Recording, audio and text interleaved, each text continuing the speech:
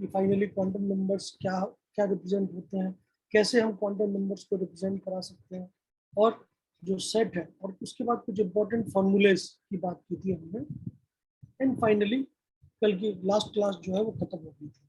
ठीक है, तो क्वांटम नंबर्स तक हमने खत्म किया है लास्ट क्लास में। ठीक है, तो रिकैप की बात की जाए तो रिकैप जो है वो है quantum numbers.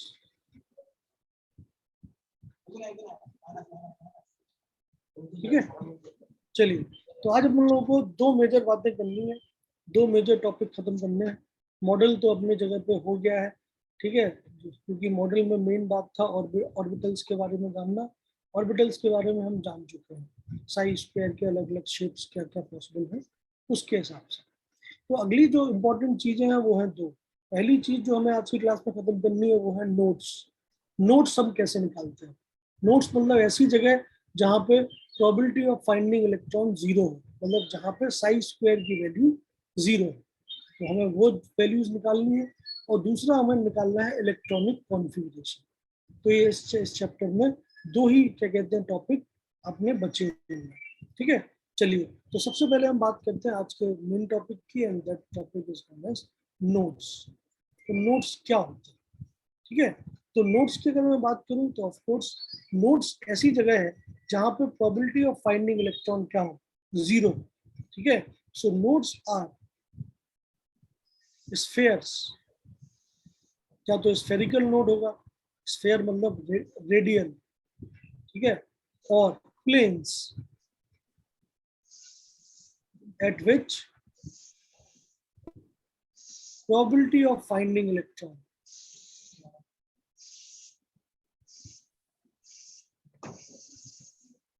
is zero. probability of finding electron zero का मतलब साई स्क्वायर की वैल्यू क्या हो, जीरो। मतलब 3D स्पेस में हमें या तो ऐसे स्फेयर मिल जाए या फिर हमें ऐसे प्लेन मिल जाए, जिस प्लेन से अगर हम उस पर्टिकुलर ऑर्बिटल के शेप को काटे तो हमें कहीं भी इलेक्ट्रॉन डेंसिटी ना मिले, वो कहलाते हैं नोड्स। और नोड्स जो है वो दो टाइप के होते हैं, जैसा कि मैंने डेफिनेशन में भी लिखा है। ठीक है, तो नोड्स जनरली दो टाइप के होते हैं। कुछ नोड्स क्या होते हैं, आर रेडियस की स्फेयर्स होते हैं, तो ये स्फेरिकल नोड है कि पूरे के पूरे स्फेयर के ऊपर probability of finding electron zero है। ठीक है, तो उसको हम बोलते हैं रेडियल नोड या स्फेरिकल नोड, रिप्रेजेंट करते हैं एन आर से। और दूसरे होते हैं प्लेन, ऐसा प्लेन जिससे कि आप पूरे जो ऑर्बिटल है उसके शेप को कट करें। ठीक है, चाहे वो ओरिजिन से पास हो या किसी पॉइंट से पास हो, बट ऐसा प्लेन जहाँ पे पूरे के पूरे प्लेन पे हर एक पॉइंट पे probability of finding electron zero हो, उसको हम बोलते हैं एंगुलर नोड या प्लेनर नोड, रिप्रेजेंट होता है एन एल से। टोटल नोड एन टी मान लीजिए। तो मैथमेटिकली यही सेम चीज इस तरीके से रिप्रेजेंट किया सकती है कि नोड्स दो टाइप के होते हैं, रेडियल एंड एंगुलर। रेडियल का मतलब ऐसे आर रेडियस के स्फेयर्स जिनके पूरे पूरे स्फेयर की सरकमफ्रेंस पे, मतलब स्फेयर के सरफेस पे probability of finding electron zero आए। या फिर ऐसे प्लेन्स, ठीक है, अब वो परपेंडिकुलर भी हो सकते हैं, एक्स वाई जेड एक्सिस के अलॉन्ग हो सकते हैं, या किसी एंगल पे हो सकते हैं, तो उनको हम बोलते हैं एंगुलर या प्लेनर नोड्स। ठीक है, 3D स्पेस में, क्योंकि 3D में चीजों को समझ पाना थोड़ा मुश्किल हो सकता है, तो मैथमेटिकली इनकी वैल्यूज क्या आएगी ये हम निकालना सीख लेंगे। ठीक है, और आप बिल्कुल देख सकते हैं टॉपिक बहुत इंपॉर्टेंट है, क्योंकि पिछले 20 साल में कम से कम अगर आप सवाल सॉल्व करेंगे प्रीवियस ईयर क्वेश्चंस के, तो प्रीवियस ईयर क्वेश्चन में कम से कम 4-5 बार आपको नोट के ऊपर सवाल मिल जाए। तो आपको ज़्यादा ध्यान देना है मैथमेटिकल फॉर्मूले पे, क्योंकि मैथमेटिकल फॉर्मूला से बड़े आसानी से आप रेडियल नोट, एंगुलर नोट, किसी भी टाइप के नोट्स को निकाल सकते हैं। ठीक है, समझने वाली बात क्या है, नोट्स वो जगह है जहाँ पे probability of finding electron zero है, मतलब जहाँ पे साई स्क्वायर की वैल्यू जीरो है। ठीक है, वो जगह दो टाइप की हो सकती हैं, दो शेप की हो सकती हैं, या तो वो स्फेयर की तरह होंगी या फिर वो प्लेन की तरह होंगी। कितने स्फेयर की बनेंगे ऐसे, वो कहलाएंगे रेडियल नोड या स्फेरिकल नोड। कितने प्लेन बनेंगे ऐसे जहाँ पे probability of finding electron zero होगा, वो कहलाएंगे एंगुलर नोड या फिर प्लेनर नोड। ठीक है, मैथमेटिकली हम कैसे डिफाइन कर सकते हैं? तो मैथमेटिकली समझने वाली बात तो हो गई, but mathematically how we can define total nodes जो होते हैं किसी भी ऑर्बिटल में, टोटल नोड एन टी, वो होते हैं हमेशा n माइनस वन के बराबर, जहाँ पे n क्या होता है? प्रिंसिपल क्वांटम, मतलब ऑर्बिट का नंबर, n तो ऑर्बिट का नंबर बताता है। तो टोटल नोड निकालने का फॉर्मूला है ये n माइनस वन। ठीक है, अब इसमें अगर मैं एंगुलर नोड की बात करूं, एंगुलर या प्लेनर नोड, एंगुलर या प्लेनर नोड मतलब एन एल की वैल्यू हमेशा होती है एल के बराबर। यहाँ पे एल क्या होता है? Azimuthal quantum. क्या वैल्यू होती है एल की भाई साहब? एस ऑर्बिटल के लिए एल की वैल्यू होती है 0, पी ऑर्बिटल के लिए 1, डी ऑर्बिटल के लिए 2, एफ के लिए 3। ये वैल्यू फिक्स्ड मतलब एंगुलर नोड ऑर्बिट नंबर पे डिपेंड नहीं करते, एंगुलर नोड ऑर्बिट के ऑर्बिटल के शेप पे डिपेंड करते हैं। एस ऑर्बिटल है कि पी है कि डी है, तो मतलब स्फेरिकल है कि डम्बल है कि डबल डम्बल है या डिफ्यूज डबल डम्बल। ठीक है, इसके हिसाब से आपको क्या मिलते हैं? एंगुलर नोड या प्लेनर नोड, जिनकी वैल्यू होती है एल के बराबर। ठीक है, टोटल नोड अगर n माइनस वन हो गए, एंगुलर नोड अगर l हो गए, तो भैया मैथमेटिकली तो आप जानते ही हैं कि टोटल नोड दो टाइप के हैं। टोटल नोड में रेडियल नोड भी होगा और एंगुलर नोड भी होगा। अगर रेडियल नोड l के बराबर है, अगर total node n minus one के बराबर है, तो रेडियल नोड कितने होंगे? n minus l minus one. So this is the final mathematical representation of nodes. इस फॉर्मूले से आप किसी भी ऑर्बिटल के अंदर कितने नोड्स होंगे वो आसानी से निकाल सकते हैं। आपको उसके शेप के बारे में, उसके स्ट्रक्चर के बारे में जानने की जरूरत नहीं है। केवल प्रिंसिपल क्वांटम नंबर n और एजीमुथल क्वांटम नंबर l, ये दो वैल्यू चाहिए आपको। तो प्रिंसिपल क्वांटम नंबर तो सीधा आगे लिखा ही रहता है, 3s है तो 3 है, 4f है तो 4 है, वो तो सीधा पता चल जाएगा। और एजीमुथल क्वांटम नंबर जो है वो ऑर्बिटल के नाम से पता चल जाता है। एस ऑर्बिटल है तो 0, पी है तो 1, डी है तो 2, एफ है तो 3, इस टाइप। क्लियर?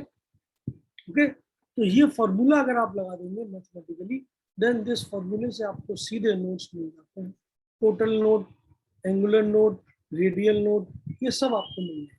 ठीक है, तो एंगुलर नोड एल के बराबर होते हैं, total node N minus one के बराबर होते हैं।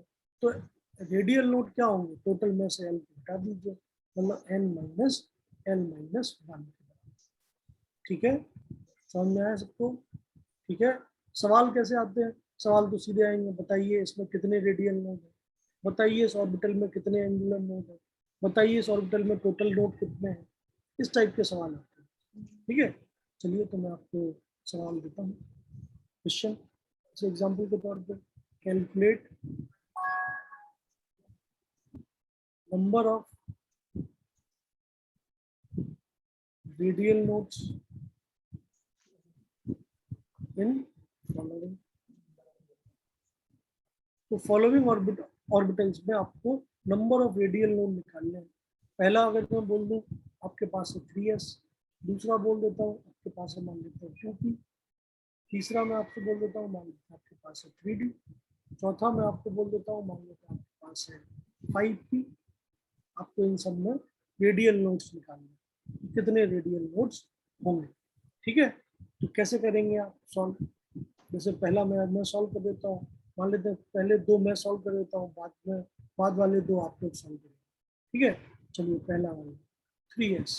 सबसे पहले क्या काम करेंगे आप? n की वैल्यू निकाल लीजिए। n क्या होता है? Orbit number. बताइए 3s में ऑर्बिट नंबर क्या होगा? 3। l की वैल्यू निकाल लीजिए, बताइए s ऑर्बिटल के लिए l की वैल्यू क्या होगी? 0। तो रेडियल नोड का फॉर्मूला क्या होगा? n minus L minus one. n की वैल्यू है 3, l की वैल्यू है 0, माइनस 1 2, मतलब 3s ऑर्बिटल में दो रेडियल नोड। ठीक है, इस टाइप से आप सॉल्व कर सकते हैं। बी पार्ट में देख लेते हैं, 2p। बताइए 2p में n की वैल्यू कितनी होगी? 2 है तो 2। p ऑर्बिटल के लिए l की वैल्यू कितनी होगी? 1। तो ये है आपके पास n equal to 2, l equal to 1। Formula लगा दीजिए रेडियल नोट का, n माइनस l माइनस 1 क्या आएगा, 2 माइनस 1 माइनस 1 0। मतलब 2p ऑर्बिटल में कोई भी ऐसा रेडियल नोट नहीं। समझ में आ रही बात? चलिए रिमेनिंग दो आप लोग बताइए, 3D और 5p में कितने रेडियल नोड होंगे, सॉल्व करिए बताइए।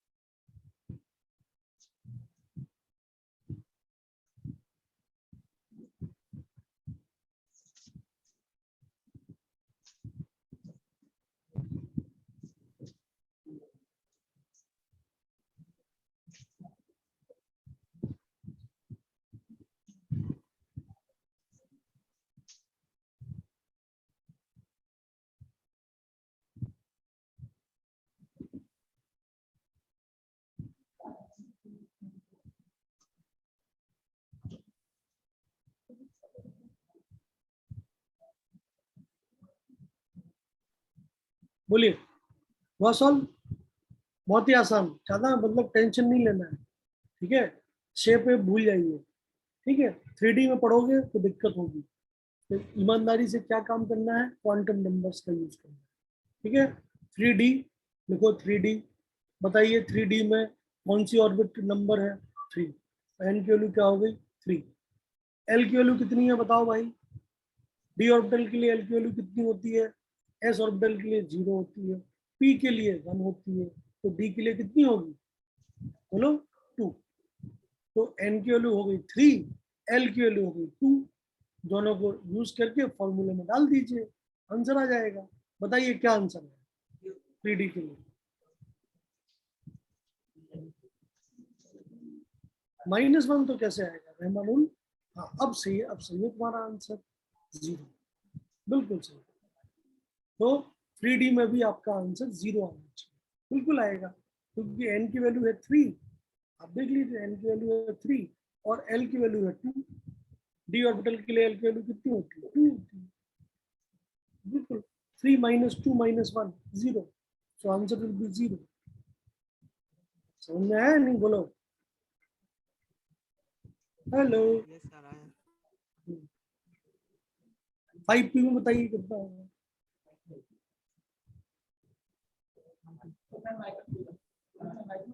C option 3D। बताइए 3D के लिए एन की वैल्यू 3, एल की वैल्यू 2। बताइए रेडियल नोट कितना हो गया, एन माइनस एल माइनस 1। बताइए कितना हो गया, 3 माइनस 2 माइनस 1 0। हो गया, खत्म। बताइए डी ऑप्शन में कितना आया 5p के लिए, बताइए 5p के लिए एन की वैल्यू कितनी है, 5 5। बताइए एल की वैल्यू कितनी है पी ऑर्बिटल के लिए, 1 1। तो बताइए कितने आ जाएंगे radial node, 3 N minus L minus 1। तो कितना हो जाएगा ये, 5 माइनस 1 माइनस 1 कितना आएगा, 3। 3 सही है आपका आंसर। तो बड़े आराम से आप, आराम से क्या कहते हैं, फॉर्मूले का इस्तेमाल करिए और खुश हो जाइए, नंबर मिल जाएगा, ठीक है। 3D में इमेजिन करने बैठोगे तो भैया बहुत दिक्कत है, तो मत करिए, जरूरत ही नहीं, ठीक है। केवल क्वांटम नंबर्स निकालने, आपको आपने लास्ट क्लास में सीखा ही था। क्वांटम नंबर 4 होते हैं, आप जानते ही हो, मैंने आपको लास्ट क्लास में पूरा समझाया था, ठीक है। ऑर्बिट नंबर होता है पहला क्वांटम नंबर, ठीक है। ऑर्बिटल नंबर होता है एस के लिए 0, पी के लिए 1, डी के लिए 2, एफ के लिए 3, वो होता है आपका दूसरा क्वांटम नंबर। तीसरा -L से +L तक m, तीसरा क्वांटम नंबर। और चौथा हर एक ब्लॉक में 2 ही इलेक्ट्रॉन, प्लस आप या माइनस आप, स्पिन क्वांटम नंबर। तो ये मैंने लास्ट क्लास में आपको समझाया था। Use the same formula and you will get your answer very easy, ठीक है। आगे बढ़े, बिल्कुल सही बात है, 3 आएगा आंसर। अशरफ और रहमानुल जी आपने आंसर दिया, वेरी गुड। ठीक है, बाकी लोग ने भी सॉल्व कर लिया होगा। नोट्स वाला जो टॉपिक था वो इतना ही है, इंपॉर्टेंट है। ये डिब्बा जो मैंने बनाया है ये आपको याद है, क्या डिब्बा है भाई? टोटल नोट्स होते हैं n-1, एंगुलर नोड होते हैं l के बराबर, तो रेडियल नोड होते हैं n-1 माइनस l, मतलब n-l-1। समझ में आएगा? ठीक है, तो नोड वाला टॉपिक जो है वो समाप्त हो जाता है। किसी को कोई भी दिक्कत है, परेशानी है, प्लीज बोलो।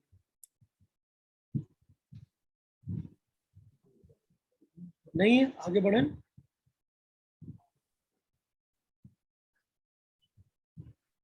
आगे बढ़ें, ठीक है। Yes. चलिए, ओके देन। तो अगली जो बात है आपके पास जो हमें अभी अभी करनी है, वो है लास्ट टॉपिक इस चैप्टर का, जो कि अपने आप में बहुत इंपॉर्टेंट है और इसके ऊपर बहुत सारे सवाल पूछे जाते हैं, और ये प्री रिक्वेजिट है, जिसको हम बोलते हैं इलेक्ट्रॉनिक कॉन्फ़िगरेशन। याद करिए, क्लास 9-10 आपने भर भर के इलेक्ट्रॉनिक कॉन्फ़िगरेशन लिखे हैं और इस्तेमाल करके आपने डायग्राम भी बनाए हैं चीज़ों के। जैसे याद करिए कार्बन, तो कार्बन का एटॉमिक नंबर 6 था, आपने तुरंत उसका इलेक्ट्रॉनिक कॉन्फ़िगरेशन लिखा था 2,4 लिखा था या नहीं? ये कब की बात है? ज़्यादा पुरानी बात नहीं है, जब आप 9-10 में थे तभी की बात है कि नहीं? सोडियम याद करिए, सोडियम के लिए आपने तुरंत लिखा होगा किताब में 2,8,1 लिखा था या नहीं? बोलिए। Yes. पोटेशियम के लिए आपने लिखा था 2,8,8,1 लिखा था। तो इस टाइप की जो चीजें आपने लिखी थी 9th और 10th में, ये इलेक्ट्रॉनिक कॉन्फ़िगरेशन है पुराने वाले। पुराने वाले मतलब ये किसके ऊपर बेस्ड है कि किस ऑर्बिट में कितने इलेक्ट्रॉन होते हैं, इस टॉपिक पे बेस्ड है। लेकिन अब हम लोग क्या है, थोड़े ज्यादा इंटेलिजेंट हो गए हैं। अब हम लोग इलेक्ट्रॉन जो है पार्टिकल के साथ साथ वेव भी है, और अब उसकी वजह से ऑर्बिट के अंदर ऑर्बिटल्स भी पाए जाते हैं, और वो ऑर्बिटल्स की एनर्जी भी अलग अलग हो सकती है। समझ में आई बात? तो अब आपको ऑर्बिटल के बेसिस पे नए इलेक्ट्रॉनिक कॉन्फ़िगरेशन लिखने हैं। जैसे इसी कार्बन का इलेक्ट्रॉनिक कॉन्फ़िगरेशन नए सिस्टम में क्या लिखा जाता है? 1s2 2s2 2p2।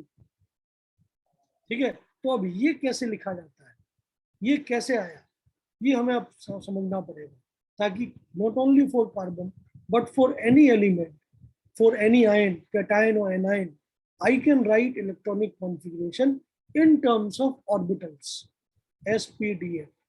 समझ में आ रही बात? तो ये है न्यू सिस्टम, ठीक है, और हमें इसको सीखना है। समझ में आई बात? और यही हम सीखना चाहते हैं, ये हमारा गोल है।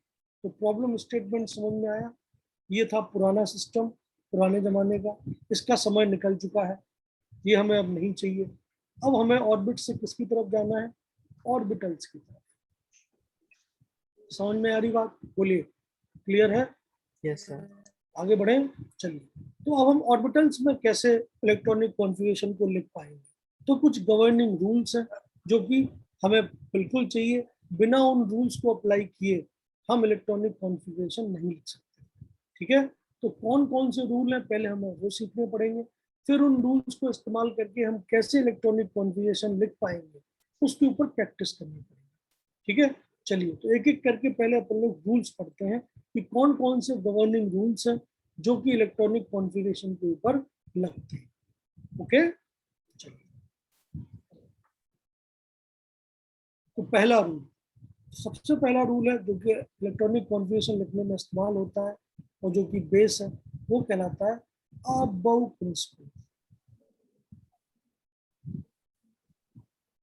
नाम से घबराइए मत, आप बाउ जो है वो इंग्लिश का टर्म नहीं है, आप बाउ एक जर्मन टर्म, जर्मन लैंग्वेज का टर्म है। आप बाउ का मतलब होता है जर्मन में कि स्टैकिंग ऑफ, मतलब चीजों को अरेंज कर देना इंक्रीजिंग ऑर्डर में। ठीक है, तो एनर्जी के इंक्रीजिंग ऑर्डर में अगर हमने ऑर्बिटल्स को स्टैक कर दिया तो दैट इज नोन एज आप बाउ प्रिंसिपल। समझ में आई बात? तो एकदम आसान सी डेफिनेशन क्या है, या ये क्या बोलता है? ये बोलता है कि इलेक्ट्रॉन हम जब भी भरते हैं ऑर्बिटल्स पे, मान लेते हैं मेरे पास खूब सारे इलेक्ट्रॉन है, 20-25 इलेक्ट्रॉन है, और मेरे पास खूब सारी ऑर्बिटल्स हैं, 1s 2s 2p सब है। तो सबसे पहले इलेक्ट्रॉन में कौन सी ऑर्बिट में भरूंगा, ऑर्बिटल में भरूंगा, उसके बाद कौन सी में भरूंगा, उसके बाद कौन सी में भरूंगा। तो ये चीज सिखाता है अबाउ प्रिंसिपल। समझ में आई बात? तो अबाउ प्रिंसिपल का क्या कहना है कि electrons are field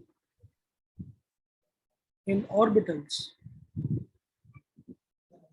in increasing order of energy associated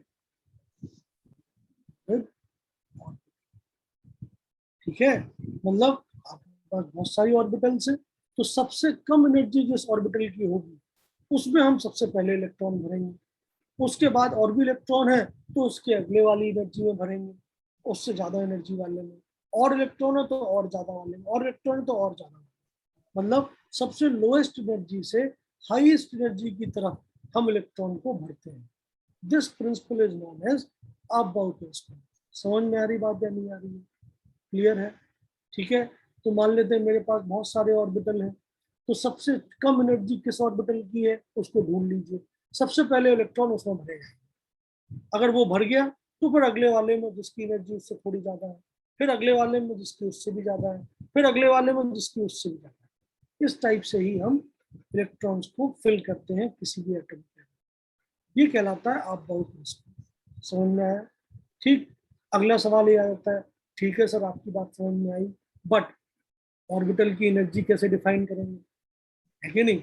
orbital की एनर्जी तो मुझे नहीं पता कि कैसे किन फैक्टर्स पे डिपेंड करती है। तो इसी इसी में एक और रूल है जो कि ऑर्बिटल की एनर्जी बताता है, and that is known as Bohr Bury rule, या उसी को हम बोलते हैं N+L रूल। तो ये रूल भी इंपॉर्टेंट है, जो बिल्कुल आपको इसको समझना चाहिए। तो बोर्स-बरी रूल क्या बोलता है कि जिस ऑर्बिटल में N+L की वैल्यू, क्योंकि एनर्जी जो एसोसिएटेड है ऑर्बिटल की वो दो क्वांटम नंबर्स पे डिपेंड करती है, प्रिंसिपल क्वांटम नंबर n और एजीमुथल क्वांटम नंबर l। तो जिन ऑर्बिटल में N+L की वैल्यू कम होगी उनकी एनर्जी कम होगी, जिनमें N+L की वैल्यू ज्यादा होगी उनकी एनर्जी ज्यादा होगी। ये है बोर्स-बरी रूल। तो बोर्स-बरी रूल क्या बोल रहा है, मैथमेटिकली मैं सीधा लिख देता हूँ, समझने की जरूरत नहीं है, कि energy of orbital is directly proportional to N+L value. ठीक है, ये सारी चीजें जो मैंने नोट्स आपको दिए हैं उसमें खूब डिटेल में लिखी हुई है, आप जरूर वहां से पढ़ सकते हैं। अगर आप यहाँ पे भूल जाएं तो ये आपको मैं समझा ही रहा हूँ। ठीक है, तो क्या बात बोली बोर्स-बरी रूल ने कि भाई एनर्जी ऑफ ऑर्बिटल या energy associated with any orbital is directly proportional to the value of N+L associated with the same orbital. ठीक है, समझ में आ रही बात? क्लियर है? एग्जाम्पल के तौर पर, जैसे एग्जाम्पल दे रहा हूँ, तो मान लो तो कोई आपसे बोले कि बताओ 3s की एनर्जी ज्यादा है या 3p की एनर्जी ज्यादा है। ठीक है, आपको बताना है कौन सी ऑर्बिटल पहले भरेगी, क्योंकि जिसकी एनर्जी कम होगी वो पहले भरी जाएगी, जिसकी ज्यादा होगी वो बाद में भरी जाएगी। बताइए 3s के लिए n की वैल्यू कितनी है? 3 ऑर्बिट नंबर। 3p के लिए n की वैल्यू कितनी है? 3। ठीक है, बताइए एल की वैल्यू कितनी है? एस ऑर्बिटल के लिए एल की वैल्यू कितनी है? 0। पी ऑर्बिटल के लिए एल की वैल्यू कितनी होती है? 1। बताइए N+L की वैल्यू कितनी आई 3s के लिए? 3। 3p के लिए कितनी आई? 4। समझ में आई बात? तो बताइए किसकी एनर्जी ज्यादा होनी चाहिए? 3p। जिसकी N+L की वैल्यू ज्यादा है। समझ में आ रही बात? क्लियर है? तो ये तरीका है। ठीक है, तो N+L की वैल्यू आप निकालते जाइए, जिसकी कम है वो पहले भरा जाएगा, जिसकी ज्यादा है वो बाद में भरा जाएगा। ये बेसिक आइडिया है बोर्स-बरी रूल का। दिक्कत कब होगी? दिक्कत तब होगी जब दो ऑर्बिटल में सेम N+L निकल आए, जो कि बिल्कुल पॉसिबल है। तब हम क्या करेंगे? एग्जाम्पल के तौर पर, ये तो समझ में आ गया पहला एग्जाम्पल। दूसरे एग्जाम्पल की बात करते हैं। एग्जाम्पल मान लेते हैं कोई बोले 4p और कोई बोले 3d। अब बताइए n की वैल्यू कितनी है 4p के लिए? बोलिए 4p के लिए n कितना है? 4। 3d के लिए n कितना है? 3। 3। बताइए l की वैल्यू कितनी है? p ऑर्बिटल के लिए कितनी होती है l की वैल्यू? 1। d ऑर्बिटल के लिए कितनी होती है? 2। 2। बताइए n प्लस एल कितना है 4p के लिए 5। बताइए 3d के लिए कितना है 5। 5। अब ये दिक्कत हो गई। क्यों दिक्कत हो गई कि दो ऑर्बिटल का सेम n प्लस एल आ गया। तो जब सेम n प्लस एल आता है तब हम कैसे बताएं किसकी एनर्जी कम है किसकी ज्यादा है। तो इसी रूल में एक सब रूल है कि अगर n प्लस एल सेम होता है तो जिसका n बड़ा उसकी वैल्यू ज्यादा, मतलब उसकी एनर्जी ज्यादा।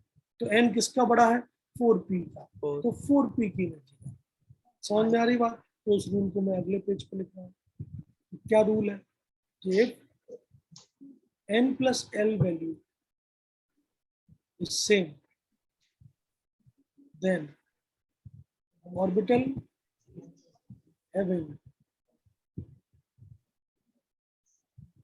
greater value of n is considered of having more energy।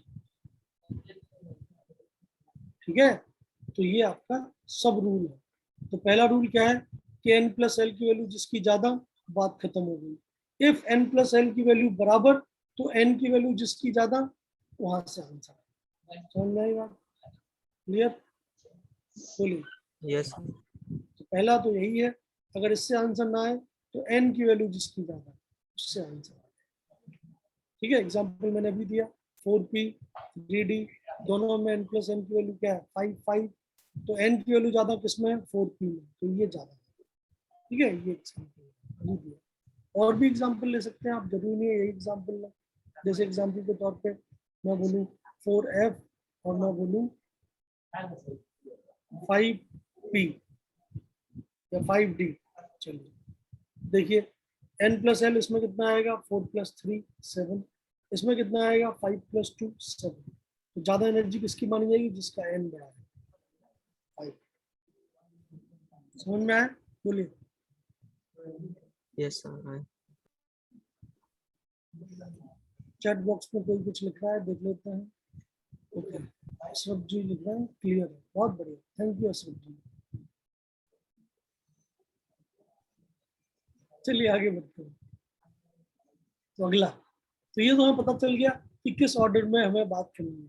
ठीक है, किस ऑर्डर में हमें मतलब चीजें मिलेंगी। तो क्यों ना हम एक जनरल ऑर्डर निकाल ही लें अलग अलग ऑर्बिटल्स का और देख लें कि उसमें n प्लस एल कैसे वेरी करता है।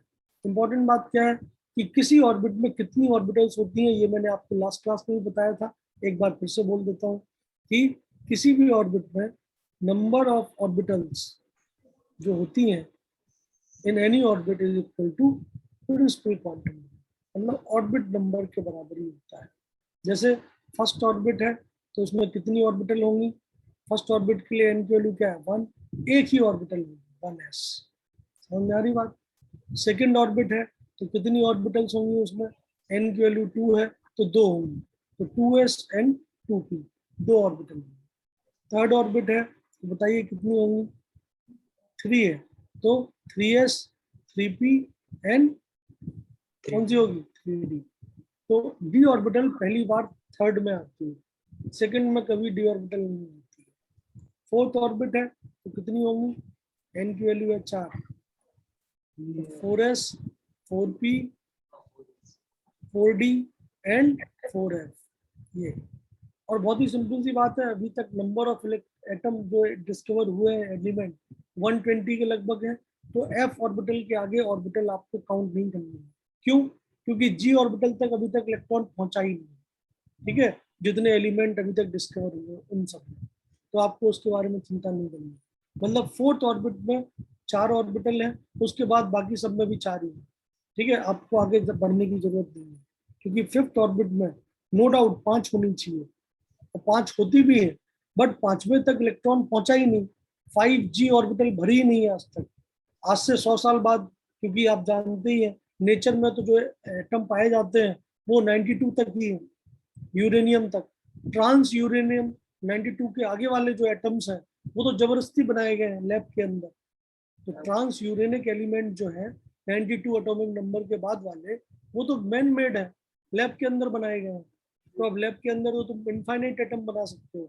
तो ऐसा हो सकता है 100 साल बाद 200 एलिमेंट हो पीरियोडिक टेबल में, 250 हो, 300 हो, तब शायद जी ऑर्बिटल भर जाए, ठीक है। बट अभी तक तो आपकी दुनिया में एफ ऑर्बिटल तक की चीजें भरी हुई है, तो आपको केवल एफ ऑर्बिटल तक ही काउंट करना है। 5F, 5 में 5S होगा, 5P होगा, 5D होगा, 5F होगा, 5G भी हो सकता है, बट जी ऑर्बिटल काउंट करने की आवश्यकता ही नहीं है, क्योंकि अभी तक ऐसा कोई एटम आया ही नहीं है जिसमें इलेक्ट्रॉन 5G में गया, ठीक है, समझ में आई बात। तो केवल एफ तक ही रही है, 6th ऑर्बिट, अभी तक 7 ही ऑर्बिट तक इलेक्ट्रॉन गए हैं, तो केवल 7 ऑर्बिट तक ही बात करनी है। n इक्वल टू 6, अगेन 6 वाले में भी आपको 6x, 6p, 6d और 6f, बस इतनी बात करिए। वैसे 6f में भी कोई इलेक्ट्रॉन आज तक नहीं गया है। जो आपने अगर पीरियड टेबल कभी देखी हो, तो नीचे जो 14 एटम पड़े रहते हैं, जिसको आप बोलते हैं एफ ब्लॉक, उसमें 14 ही एटम है और 2 ही लाइन है, एक 4F वाली और एक 5F वाली। 6F वाले में अभी तक इलेक्ट्रॉन नहीं गया है, ठीक है। फिर भी आप ऐसा लिख सकते हैं। 7th ऑर्बिट की बात की जाए तो उसमें n इक्वल टू 7 है, कायदे से तो उसमें 7 ऑर्बिटल होनी चाहिए, और नो डाउट है, बट 7F, 6F ही नहीं भरा तो 7F क्या ही भरेगा। तो 7S, 7P, यहाँ तक ही इलेक्ट्रॉन भरे हैं 7P तक, 7D में भी कोई इलेक्ट्रॉन नहीं है अभी तक। 7F तो भूल जाओ, बहुत बात की बात, ठीक है। जब 150-200 एलिमेंट होंगे तब 7F तक बात पहुंचेगी, जी तक तो पॉसिबल ही नहीं है, ठीक है। समझ में आई बात सबको, या नहीं, क्लियर है। तो ये आपके पास नंबर ऑफ ऑर्बिटल्स है। चलिए, अब हमें इनमें इलेक्ट्रॉन भरने हैं, तो आप बहु का कहना क्या है कि इनमें इंक्रीजिंग ऑर्डर ऑफ एनर्जी में ही इलेक्ट्रॉन आपको भरने पड़ेंगे। इंक्रीजिंग ऑर्डर कैसे निकालेंगे, n प्लस एल की वैल्यू से निकालेंगे। n प्लस एल की वैल्यू क्वांटम नंबर से बड़े आराम से आप सॉल्व कर सकते हैं। चलिए देखते हैं। तो मैं क्यों ना इसका एक वो बना लूँ बेसिक सा आइडिया, जैसे n इक्वल टू 1, बातें मत करिए, CPSB बातें मत करिए।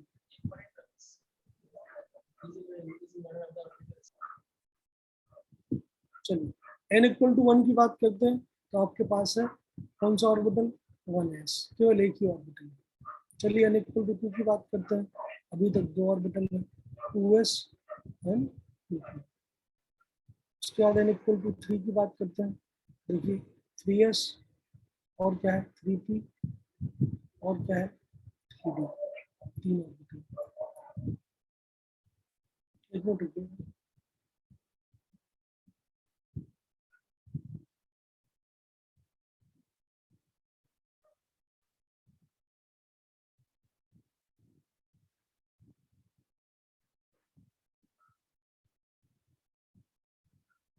देखो नीचे को जाएगा,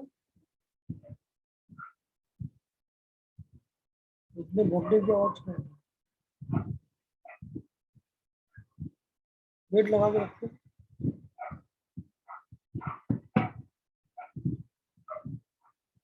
हाँ भाई, तो इसमें थर्ड ऑर्बिट में आपके पास है 3s, 3p, 3d। Fourth orbit की बात कर लेते हैं, तो आपके पास है 4s, फोर्थ ऑर्बिट में 4s है, 4p है, फिर 4d है, फिर 4f है। फिफ्थ ऑर्बिट की बात कर लेते हैं, तो उसमें है 5s, फिर 5p, फिर 5d, फिर 5f, जी तक हमें जाना ही नहीं है, भूल जाइए। सिक्स ऑर्बिट की बात कर लेते हैं, 6s, 6p, 6d, 6f। Seventh में आ जाते हैं 7s, 7p, 7d, 7f, ठीक है। अब मैं अलग कलर से इनका क्या क्या लिख देता हूँ, इनके नीचे का सिर्फ चीज क्या भूल गए, ठीक है जो भी, हाँ 7p तक ही इलेक्ट्रॉन बने। वेरी गुड अशरफ जी, सही बोल रहे हैं आप, बहुत बढ़िया। चलिए, तो अब इसमें मैं क्या करता हूँ, अलग कलर से मैं इन सब ऑर्बिटल के नीचे इनके n प्लस एल की वैल्यू लिख देता हूँ, ठीक है। चलिए, तो ब्लू कलर से मैं n प्लस एल लिख रहा हूँ, आप देखिए, बताइए एस ऑर्बिटल के लिए एल की वैल्यू क्या होती है, 0। तो जो n प्लस एल की वैल्यू आएगी वो n की वैल्यू के बराबर ही होगी। तो ये 1 है, ये 2 है, ये 3 है, ये 4 है, ये 5 है, ये 6 है, ये 7 है, ये n प्लस एल की वैल्यू है। p ऑर्बिटल के लिए l की वैल्यू कितनी होती है, 1। तो n की वैल्यू में एक जोड़ दीजिए, सो 2 + 1 3, 3 + 1 4 5 6 7 डी ऑर्बिटल के लिए एल की वैल्यू कितनी होती है 2, सो एन में 2 जोड़ दीजिए, तो 3 में 2 जोड़िएगा कितना आएगा 5, रह जाएगा 6 7 8 9। इसके बाद एफ ऑर्बिटल के लिए कितनी होती है 3, तो 4 + 3 7 8 9। ठीक है, क्लियर। चलिए, बराबर वैल्यू के जो ऑर्बिटल हैं जिनमें n + l की वैल्यू बराबर है उनको एक लाइन से जोड़ दीजिए। तो देखो 1 और किसी का है नहीं, इसी का है एक लाइन, 2 और किसी का नहीं, इसी का है दूसरी लाइन, 3 इन दोनों का है तीसरी लाइन, 4 इन दोनों का है चौथी लाइन, 5 इन तीनों का है पांचवी लाइन, 6 इन तीनों का है छठवीं लाइन, 7 इन चारों का है सातवीं लाइन, 8 इन तीनों का है, ऐसे जोड़ दीजिए। अब आप n + l रूल लगाइए। अलग कलर ले लेता हूँ मैं, किस तरीके से n + l बढ़ रहा है। और अगर n + l, क्योंकि ये लाइंस क्या बता रही हैं सेम n + l, तो सेम अगर n + l है तो जिसकी n की वैल्यू कम है उसको पहले भरा जाए। तो अगर मैं भरने का सीक्वेंस नोट करूँ तो वो कैसे आएगा भाई भरने का सीक्वेंस, 1s के बाद आप भरते हैं 2s, 2s के बाद 3s है और 2p है। 2s और 3s और 2p में दोनों की n + l सेम है, तो पहले कौन भरा जाएगा जिसका n छोटा है। छोटा किसका है 2p का, तो देखिए ये भरेंगे 2p, फिर 3s, 3s के बाद नंबर आएगा 3p का, 3p के बाद 4s, 4s के बाद नंबर आएगा 3d का, 3d के बाद 4p, फिर 5s, 5s के बाद नंबर आएगा 4d का, फिर 5p, फिर 6s, फिर 6s के बाद भरा जाएगा 4f, 4f के बाद 5d, फिर 6p, फिर 7s, फिर 7s के बाद भरा जाएगा 5p, 5f, फिर 6d, फिर 7p। इस टाइप से ही आप क्या निकाल सकते हैं पूरा variation. So this is about जो मैं आपको बोलना चाहता हूँ।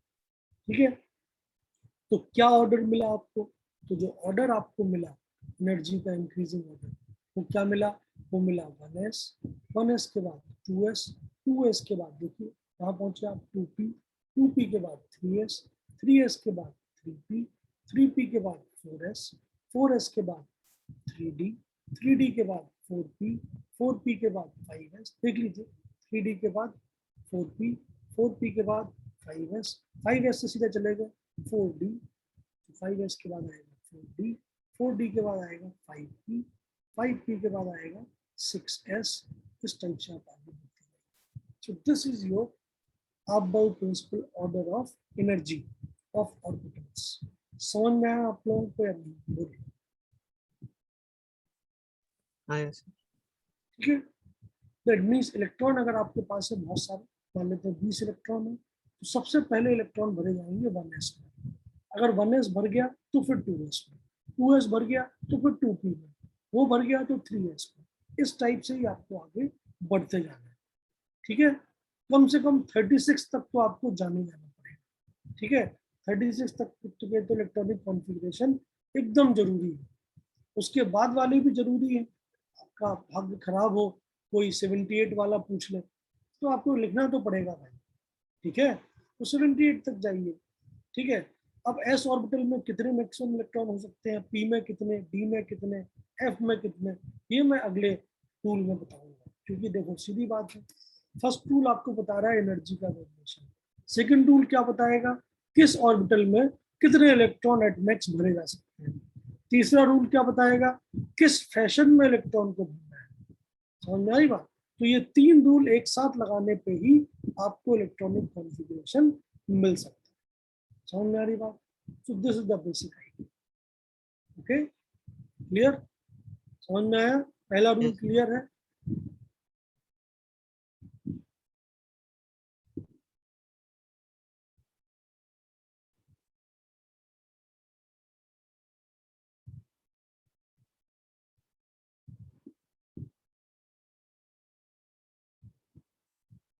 क्या पूछ रहे हो भाई अशरफ, अशरफ अशरफ जी, 7p के बाद क्या आएगा, 6f आएगा। 6f तो अभी तक आया नहीं, 7d भी नहीं आया, 7p में ही खत्म हो गया।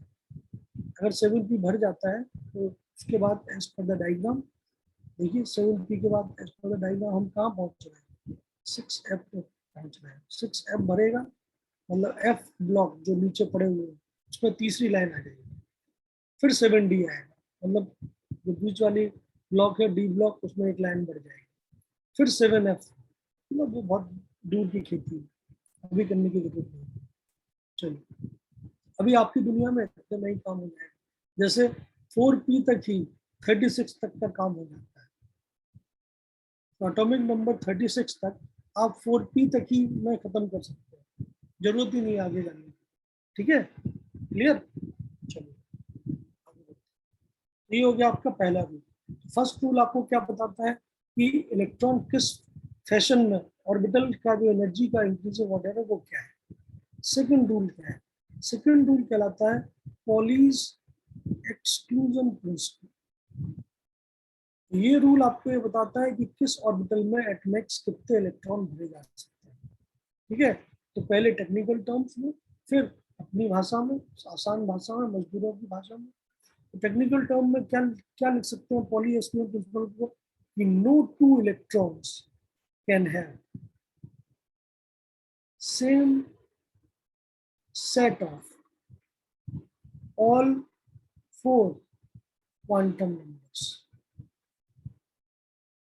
तो ये है टेक्निकल डेफिनेशन। तो भैया दुनिया में किन्हीं भी दो इलेक्ट्रॉन का same to same set of quantum number नहीं हो सकता। ये तो हम जानते हैं, हमने एग्जांपल भी दिया था, quantum number is like address of electron. जिस तरीके से पूरी दुनिया में दो लोगों के एड्रेस सेम नहीं हो सकते, जैसे आपका और आपके बगल में बैठे हुए दोस्त का, कुछ कुछ चीजें सेम हो सकती है एड्रेस में, जैसे स्टेट आसाम है, डिस्ट्रिक्ट जो भी आपका है वो सेम हो सकता है, गांव सेम हो सकता है, बट गांव के अंदर मोहल्ला सेम हो जाए ये पॉसिबिलिटी नहीं है। अगर मोहल्ला भी सेम हो जाएगा तो हाउस नंबर सेम नहीं होना चाहिए, अगर हाउस नंबर सेम हो गया तो पापा का नाम अलग अलग होना चाहिए, अदरवाइज आइडेंटिटी थेफ्ट है, आप अपने आप को पहचान ही नहीं पाएंगे। You getting my point. So this is the basic idea, समझ में आ रही बात। तो आइडेंटिटी हर एक इलेक्ट्रॉन की फिक्स है, मतलब सेट ऑफ क्वांटम नंबर एक इलेक्ट्रॉन का जो है दूसरे का कभी नहीं हो सकता उसी एटम में। समझ में आ रही बात।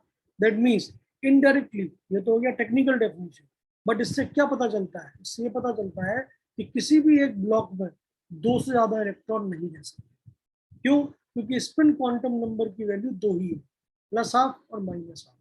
अगर आप तीसरा इलेक्ट्रॉन लेके आओगे तो उसके लिए क्वांटम नंबर का सेट किसी पहले वाले दोनों में से किसी के जैसा हो जाए, क्योंकि या तो वो प्लस हाफ वाला होगा तो प्लस हाफ वाले के जैसा हो गया, एन एल एम सेम, और स्पिन क्वांटम नंबर भी सेम, पॉसिबल ही नहीं। समझ में आ रही बात। तो इसको दूसरे टर्म्स में हम क्या ले सकते हैं कि इन अ ब्लॉक, एक ब्लॉक जो है, ब्लॉक मतलब ये डिब्बा बनाते हैं, P can have at max how many electron, two electrons. दो से ज्यादा इलेक्ट्रॉन्स हम नहीं ले सकते, ये है मजदूरों की भाषा। जैसे एस ब्लॉक की बात की जाए तो एस ब्लॉक में कितने इलेक्ट्रॉन आ सकते हैं, एक दो, बस, एक प्लस हाफ वाला और एक माइनस हाफ वाला। समझ में आ रही बात। ओके, तुम बोलो कि नहीं ये एकदम सही है, बट तुम बोलो नहीं मैं तो एक दो तीसरा ले आता हूँ, तो ये पॉसिबिलिटी नहीं है। क्यों, क्योंकि अगर तीसरा आप ले आओगे तो इन दोनों इलेक्ट्रॉन के क्वांटम नंबर का सेट सेम हो जाएगा, एन भी सेम, ऑर्बिट भी सेम, ऑर्बिटल भी सेम, ब्लॉक का नंबर भी सेम, मैग्नेटिक क्वांटम नंबर भी सेम, और स्पिन क्वांटम नंबर भी सेम हो जाएगा। That is never possible. Similarly अगर आप नीचे की तरफ वाला लाते हो तो इन दोनों का सेम हो जाएगा। दैट मीन्स ये बात पक्की है कि पर ब्लॉक एट मैक्स कितने इलेक्ट्रॉन आप रख सकते हो, दो, दो से ज्यादा इलेक्ट्रॉन आप पर ब्लॉक नहीं रख सकते। क्लियर है बात, बोलो, समझ में आई बात। तो एक ब्लॉक में यस दो से ज्यादा इलेक्ट्रॉन आप नहीं रख सकते, ये है पॉलीज एक्सक्लूजन प्रिंसिपल। मतलब ये आपको हर एक ऑर्बिटल की मैक्सिमम लिमिट बता देता है कि मैक्सिमम लिमिट कितनी है। ठीक है, जैसे एस ऑर्बिटल में, एस ब्लॉक ऑर्बिटल में एक ही ब्लॉक है, तो एक ब्लॉक है मतलब मैक्सिमम कितने इलेक्ट्रॉन हम रख सकते हैं, दो इलेक्ट्रॉन। ठीक है, अगले पेज पर मैं लिख देता हूँ, तो एक तरफ मैं लिख देता हूँ ऑर्बिटल, एक तरफ मैं लिख देता हूँ नंबर ऑफ ब्लॉक्स। ब्लॉक्स क्या होते हैं, डायरेक्शन। और एक आपके तरफ लिखता हूँ नंबर ऑफ इलेक्ट्रॉन जो कि मैक्सिमम लिमिट है। अब बताइए ऑर्बिटल अगर एस ऑर्बिटल है तो ब्लॉक कैसा होगा, एक, क्योंकि एस ऑर्बिटल में कोई डायरेक्शन नहीं होता है, एम की वैल्यू 0 होती है, एल की वैल्यू 0 होती है, तो ब्लॉक एक ही बनेगा। ठीक है, बताइए कितने इलेक्ट्रॉन मैक्सिमम रखे जा सकते हैं, एक ब्लॉक में 2 इलेक्ट्रॉन, मतलब मैक्सिमम लिमिट है 2। एस ऑर्बिटल जब भी भरेगा 2 इलेक्ट्रॉन ही एट मैक्स वो रख सकता है। लेकिन याद करिए पी ऑर्बिटल के बारे में मैंने क्या बोला था, पी ऑर्बिटल डायरेक्शनल है, तीन तीन डायरेक्शन है। ऑफ कोर्स कितने ब्लॉक बनेंगे, 3, एक पी एक्स, एक पी वाई, एक पी जेड, टोटल ब्लॉक हो गए 3। मतलब पी ऑर्बिटल में एट मैक्स कितने इलेक्ट्रॉन रखे जा सकते हैं, 6।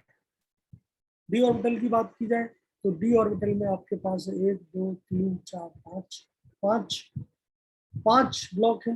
याद करिए मैंने आपको नाम भी बताए थे शेप के साथ, d x y, d y z, d z x, d x square minus y square, d z square. Total block है 5। मैक्सिमम इलेक्ट्रॉन जो हम रख सकते हैं वो है 10। 10 से ज्यादा इलेक्ट्रॉन आप नहीं रख सकते। कौन मेरी बात बोलिए। Yes sir. सिमिलरली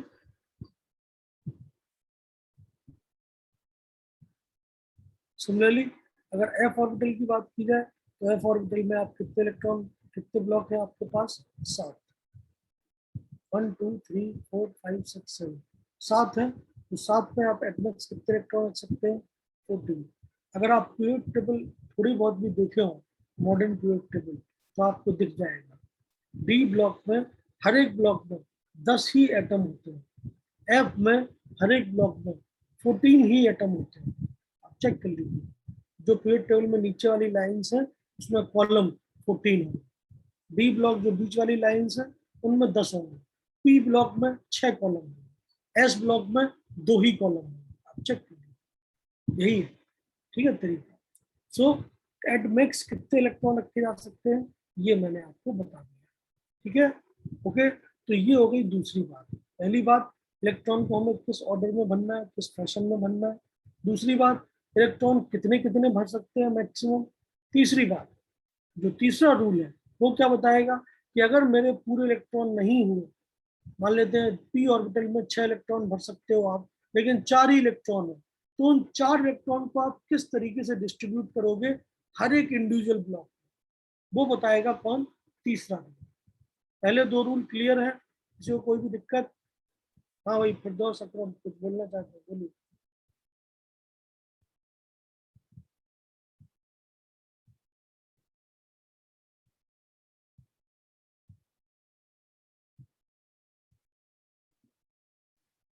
कोई कुछ बोलना चाहता है, बताइए। नहीं, चलिए बहुत अच्छी बात है। तो ये 2 चीजें आपको समझ में आ गई। एक तो आपको एनर्जी का प्रोफाइल समझ में आ गया किस तरीके से बढ़ना है, दूसरा आपको मैक्सिमम लिमिट पता चल गई कि मैक्सिमम लिमिट हर एक ऑर्बिटल की कितनी है।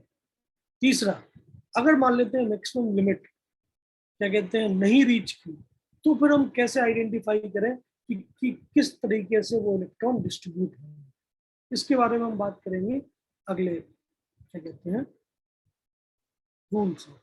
अगला रूल क्या है, तीसरा। एंड थर्ड रूल कहलाता है Hund's rule of maximum multiplicity.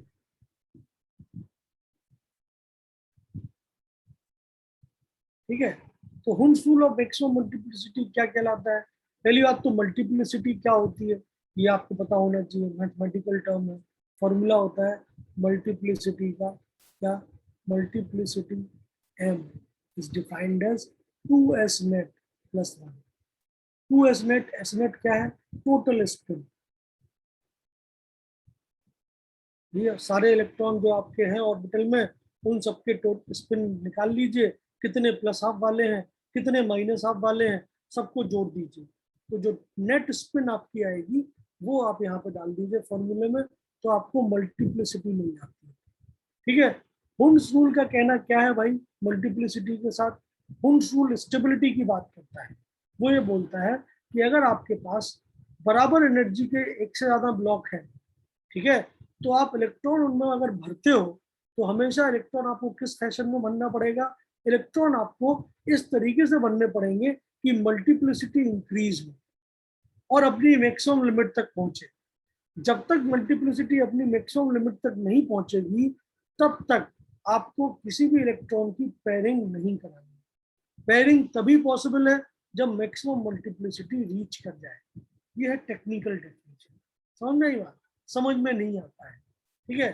समझ में कैसे आएगा? फालतू की बातें चल रही है, मल्टीप्लिसिटी बढ़ना घटना, हम कैसे समझें? अगर हम मजदूर आदमी हैं, मतलब बेसिक नॉलेज रखते हैं, तो हम इसे कैसे समझ सकते हैं? सोचिए, जैसे मैं आपसे बोल रहा हूँ मेरे पास है P1, पी ऑर्बिटल में एक इलेक्ट्रॉन बनना है, तो अब वो एक इलेक्ट्रॉन हम कैसे भर सकते हैं? ठीक है, तीनों ब्लॉक है आपके पास, तीनों की एनर्जी सेम है, ठीक है। तो हुंस रूल क्या बोलता है भैया कि भैया आप हमेशा लेफ्ट टू राइट भरिए, पहला चीज। दूसरा चीज, हमेशा प्लस हाफ वाले से स्टार्ट करिए, माइनस हाफ से स्टार्ट करोगे तो मल्टीप्लिसिटी कम आएगी। उसका कहना है कि प्लस से स्टार्ट करो, मतलब प्लस हाफ वाला इलेक्ट्रॉन कैसे दिखाते हो? ऐसे, या फिर ऊपर की तरफ तीर।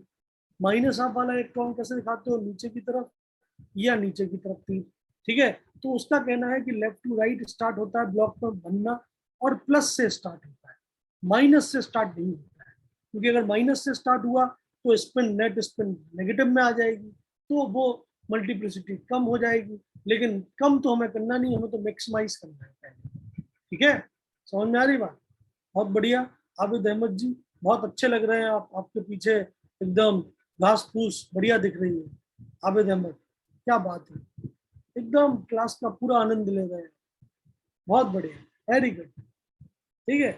चलिए, तो मल्टीप्लिसिटी का जो काम है वो क्या है, वो मैं आपको बता रहा था कि जब इलेक्ट्रॉन मानने पर मान लो P1 है, तो पहला इलेक्ट्रॉन मैं यहाँ पे भरूँ, या मैं पहले इलेक्ट्रॉन को यहाँ पे भरूँ, या मैं पहले इलेक्ट्रॉन को ऐसे भरूँ, कैसे भरना है? तो हुंस रूल का कहना है कि लेफ्ट में भरना है, लेफ्ट से राइट ही इलेक्ट्रॉन को भरना है। दूसरा रूल क्या है? दूसरा कहना क्या है? प्लस से ही भरना है, मतलब this is the correct representation, these two are not, ठीक है। अब इसको आप समझेंगे कैसे? ये तो चलो टेक्निकल बातें हो गई कि लेफ्ट टू राइट बनना है, ठीक है, प्लस से ही स्टार्ट करना है, मैक्सिमम मल्टीप्लिसिटी करनी है। लेकिन क्यों, क्या फायदा है मैक्सिमम मल्टीप्लिसिटी करने से? ठीक है, ये अगर हम समझने की कोशिश करें तो इसको समझने के लिए आप अपने normal day to day life के एग्जाम्पल ले सकते हैं, ऐसी चीजों में जिनकी प्रायोरिटी बराबर है। जिस एग्जाम्पल के तौर पर, हम में से मैक्सिमम लोग गाँव से बिलोंग करते हैं, ठीक है, हम भी गाँव के ही हैं। गाँव में जैसे आपके वहाँ पे कोई फंक्शन होता है, शादी होती है, मैं आपको उन फुल समझा रहा हूँ मजदूरों की भाषा में, समझ लीजिए, ठीक है। बहुत ही आसान तरीका है समझने का। जैसे गांव में शादी वगैरह होती है पड़ोस में, तो शादी में लोग को इनवाइट किया जाता है, ठीक है। शहरों में अलग सिस्टम है, शहरों में सिस्टम होता है बुफे, ठीक है, कि आदमी आता है खुद अपनी चॉइस से खाना लेता है और अपनी चॉइस से खड़ा होकर खाना खाता है और चला जाता है। गांव में ये सिस्टम ज्यादा नहीं है।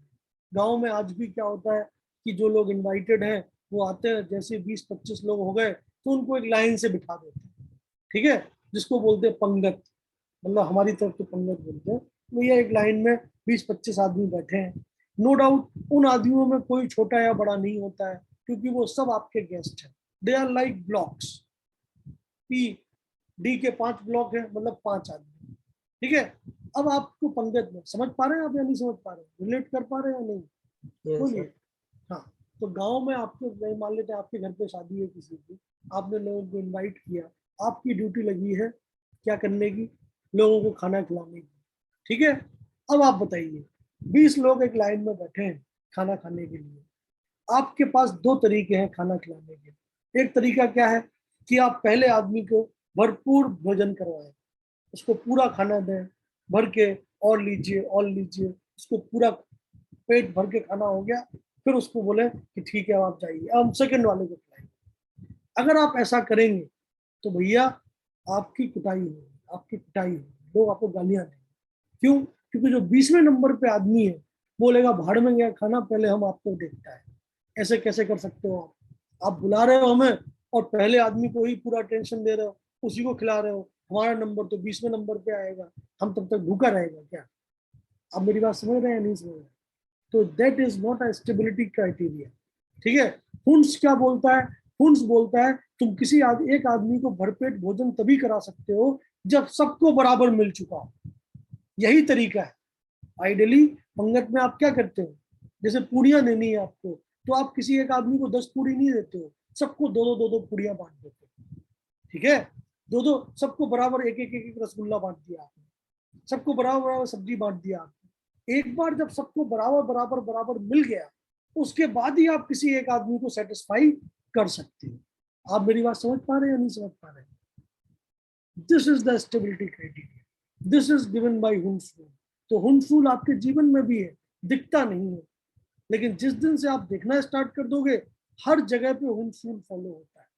हुंस रूल यही बोलता है कि अगर बराबर एनर्जी की चीजें आपके सामने हैं, चाहे वो इंसान के रूप में हो, चाहे ब्लॉक के रूप में हो, चाहे किसी भी रूप में हो, अगर बराबर एनर्जी की है, तो भैया आपकी रिस्पॉन्सिबिलिटी बनती है कि आप हर चीज को बराबर अटेंशन दें, उसके बाद ही किसी एक चीज को ज्यादा attention. Are you getting the point? This is the basic idea. तो पंगत का जो रूल है वो हुंस ने डिफाइन किया है। भैया 20 लोग हैं, तो 20 लोगों की प्लेट में बराबर बराबर एक एक इलेक्ट्रॉन बांट दीजिए। ठीक है। एक एक इलेक्ट्रॉन देने के बाद ही आप किसी को दूसरा इलेक्ट्रॉन दे सकते हो। ये नहीं कि आप पहले पहले आदमी को दोनों इलेक्ट्रॉन दे दिए, फिर दूसरे को दोनों दे दिए।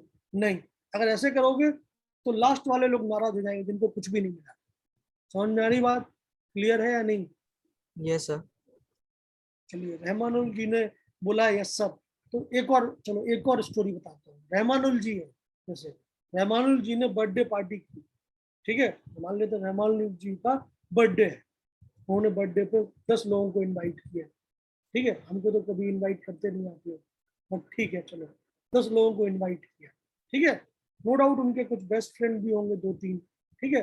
बाकी 7-8 और भी लोगों को उन्होंने इनवाइट किया। दो केस मैं आपको देता हूँ, दोनों केस में आप बताइए कि रहमानुल जी कब ज्यादा स्टेबल है। केस 1, 10 लोग आए, रहमानुल जी ने 10 के 10 लोगों को से बात की, 5-5 मिनट, आइए खाइए, ये सब है, पूरे मतलब ढंग से उनसे बात की। उसके बाद वो अपने 2-3 बेस्ट फ्रेंड लोगों के साथ खूब ढेर सारी बात की, केक काटा, बर्थडे पार्टी ओवर। ठीक है। ये है केस 1। दूसरा, सेकंड केस, इनवाइट किया 10 लोगों को, लेकिन रहमानुल जी 7 लोगों से बात ही नहीं की, बस अपने बेस्ट फ्रेंड लोगों को पकड़े बैठे हैं, 3 लोगों को, बाकी 7 लोगों से कोई ज्यादा बातचीत नहीं। बताइए किस केस में रहमानुल जी की पिटाई हुई? सेकंड केस में सर। बिल्कुल सेकंड केस में। क्यों? क्योंकि वो बाकी 7 लोग बोलेंगे कि हम क्या फ्री फोकट के हैं। अरे गेटिंग द पॉइंट? हमें क्यों बुलाया? जब आपको 3 ही लोगों के साथ बर्थडे मनाना था, तो आपने हमें 7 लोगों को काहे बुलाया है? तो वो आपकी पिटाई करेगा, गालियां देगा और भाग जाएगा, बोलेगा भाड़ में क्या बर्थडे, मैं तो जा रहा हूँ। अभी गेटिंग द पॉइंट? क्यों? क्योंकि अगर आपने 10 लोगों को इन्वाइट किया है, सबकी एनर्जी बराबर है, you should have followed हुंस rule. सबको बराबर बराबर बराबर बराबर समय देना चाहिए। Case 1 is the most stable case for you. आपको सबको बराबर बराबर बराबर बराबर समय देने के बाद, भैया हाँ ठीक है, बहुत बढ़िया, आइए खाइए, ये सब बोलना पड़ेगा। उसके बाद फिर अपने दोस्त लोगों के साथ टाइम गुजारो, किसी को कोई दिक्कत नहीं है। Are you getting the point? So this is the basic idea, this is Hund's rule. ठीक है। तो हुंस रूल हर जगह वैलिड है। रहमानुल जी को तो याद हो गया होगा, बाकी लोग इसी तरीके से याद करें। Are you getting the point? समझ में आया? Yes sir. हाँ। तो हुंस रूल क्या बोलता है भाई? हुंस रूल ये बोलता है कि जब आपके पास बराबर सेम एनर्जी के ब्लॉक्स हैं, तो आप पेयरिंग स्टार्टिंग से नहीं करा सकते। पेयरिंग तभी हो सकती है जब हर एक ब्लॉक में एक इलेक्ट्रॉन बांट दिया गया हो। This is Hund's rule. ठीक है। चलिए मैं लिख देता हूँ, अब आप लोग समझ गए। तो हुंस रूल क्या बोलता है कि pairing of electron is possible only after all the blocks are half filled। समझ में आ रही बात? तो पेयरिंग तभी पॉसिबल है जब सारे के सारे ऑर्बिटल जो है, ब्लॉक है, वो हाफ फिल्ड ना हो जाए। जब सबको एक एक इलेक्ट्रॉन मिल गया, उसके बाद ही आप पेयरिंग करा सकते हो। This is the basic rule. Half field का मतलब है मैक्सिमम मल्टीप्लिसिटी। जैसे एग्जांपल के तौर पे मैं आपको अगर बताऊं, मान लेते हैं मुझे पी ऑर्बिटल में 4 इलेक्ट्रॉन भरने हैं, तो ये 3 ब्लॉक है, तीनों की एनर्जी बराबर है, मेरे पास इलेक्ट्रॉन है 4, ठीक है। तो मैं कभी भी ऐसे नहीं भर सकता कि मैंने ये क्या कहते हैं पहले ब्लॉक में 2 भर दिए, दूसरे में 2 भर दिए, तीसरा नाराज, पॉसिबिलिटी नहीं है। समझ में आ रही बात? तो हमेशा लेफ्ट टू राइट स्टार्ट करेंगे, सबको एक एक एक एक बांटेंगे, उसके बाद भी बचता है तो सोचेंगे। चलिए, तो पहले एक भरा हमने left to right plus half वाला, फिर दूसरा भरा प्लस हाफ वाला, फिर तीसरा भरा प्लस हाफ वाला, अभी भी एक बचा है। क्या पूरी की पूरी ऑर्बिटल हाफ फिल्ड हो गई? हो गई। अब मैं पेयरिंग करा सकता हूँ। So this is the correct representation of P filled. समझ में आया या नहीं? बोलिए।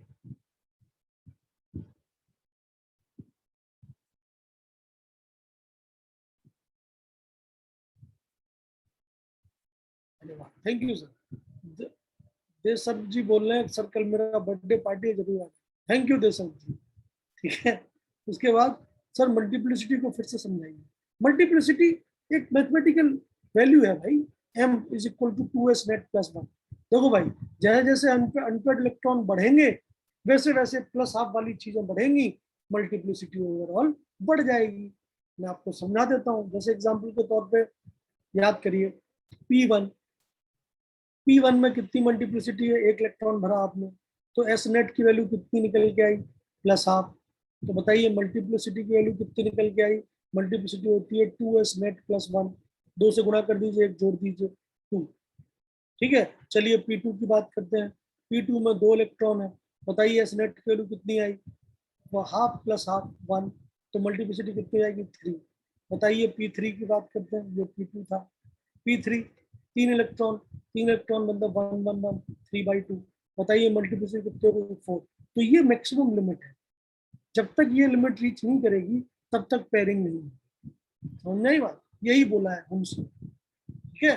तो हुम्स का कहना क्या था कि पहले आप सबको एक एक एक एक दे दीजिए, उसके बाद ही पेयरिंग कराइए। तो ये आपका P3 है। P4 आपके सामने है, पेयरिंग स्टार्ट होगी। अगर मैं P5 लाता तो फिर पेयरिंग 2 में हो जाती, 1 2 3 4 5। This is P5। Multiplicity decrease कर रही है। इस केस में आप निकालोगे मल्टीप्लिसिटी, वो निकल के आएगी 3, 2 ही अनपेड इलेक्ट्रॉन, तो वो कैंसिल हो। इस केस में मल्टीप्लिसिटी निकल के आएगी 2, घट गई। और P6 जो है फुली फिल्ड है, 2 2 2 खत्म। मल्टीप्लिसिटी क्या होगी? 1। समझ में आया? कौन था भाई पूछने वाला?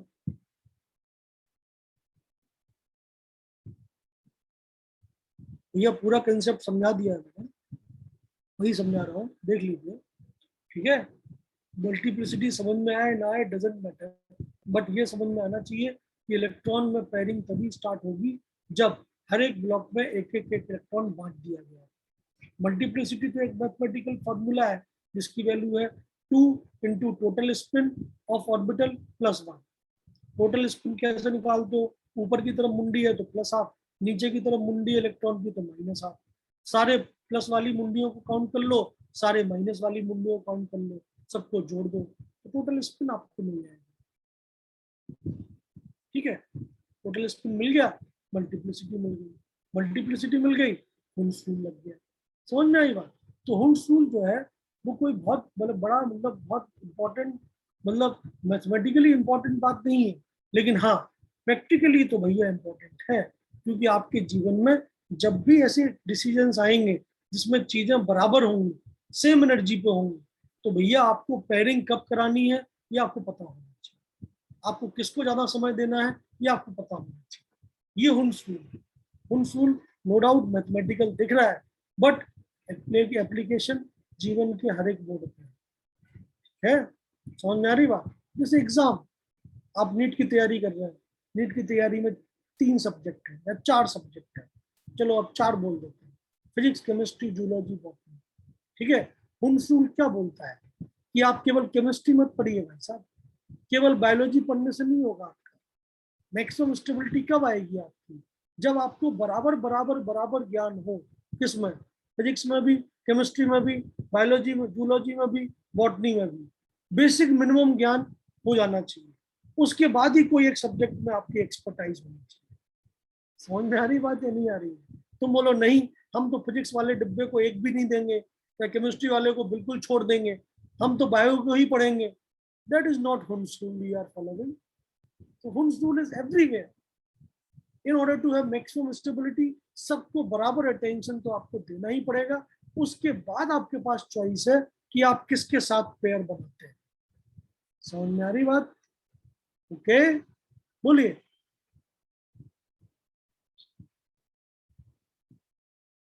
क्लियर है? ठीक है, Yes, sir. Clear. बिल्कुल। तो इस तरीके से आप समझ लीजिए, जैसे मान लेते हैं डी ऑर्बिटल, जैसे डी ऑर्बिटल में कितने ब्लॉक होते हैं? 5। 5 ब्लॉक अगर आपके पास है, देखिए पहला इलेक्ट्रॉन आप भर रहे हैं, तो पहला इलेक्ट्रॉन हमेशा कहाँ से स्टार्ट होगा? लेफ्ट से राइट। हमेशा कौन सा वाला होगा?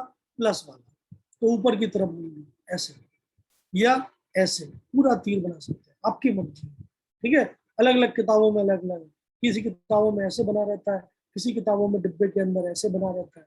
मर्जी है आपकी, आपको जो बनाना है। आधा तीर, पूरा तीर, लेकिन ऊपर की तरफ मतलब प्लस हाफ। ये दोनों तीर क्या रिप्रेजेंट करते हैं? Plus half. और ये दोनों महानुभाव रिप्रेजेंट करते हैं माइनस हाफ। समझ में आई बात? तो प्लस से ही स्टार्ट करना है, लेफ्ट साइड से। देखो पहला इलेक्ट्रॉन कहाँ है? यहाँ जाएगा, ये पहला है। ठीक है, दूसरा अगले वाले में जाएगा, सबको बराबर बराबर इलेक्ट्रॉन दी। तीसरा अगले वाले में जाएगा, चौथा अगले वाले में जाएगा, पांचवा अगले वाले में जाएगा। ये है हाफ फिल्ड ऑर्बिटल, इसको बोलते हैं हाफ फिल्ड। और इसकी होगी मैक्सिमम मल्टीप्लिसिटी। आप देख लीजिए, मल्टीप्लिसिटी का फॉर्मूला लगा लीजिए। बोलिए कितनी नेट स्पिन है? 5, और पांचों के पांचों प्लस हाफ, 5/2। बताइए मल्टीप्लिसिटी कितनी निकलेगी? 2 × 5/2 + 1, 6। इससे ज्यादा मल्टीप्लिसिटी नहीं आ सकती डी ऑर्बिटल में, आप चेक कर लीजिए। ठीक है, समझ में ही बात? तो हाफ फील्ड तक तो आपको जाना ही पड़ेगा, इसके बाद ही आप पेयरिंग कराएंगे। तो पेयरिंग कैसे कराएंगे फिर? अगर 5 के बाद छठवां इलेक्ट्रॉन आ गया, तो उससे छठवां इलेक्ट्रॉन यहाँ से स्टार्ट, 7वां, 8वां, 9वां, 10वां। This is the fashion of electron filling in the orbital. समझ में आ रही बात? क्लियर है? ओके,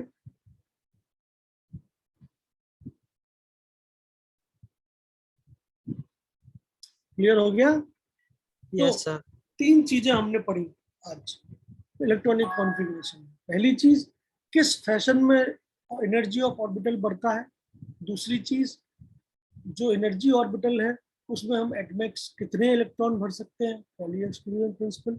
एस में 2, पी में 6, डी में 10, एफ में 14।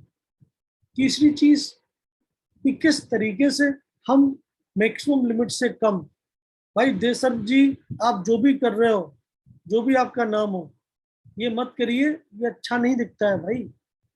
ठीक है, अगर आप अपने दोस्त यारों से बर्थडे पार्टी का डिस्कशन कर रहे हैं तो करिए, तो अच्छा लगेगा।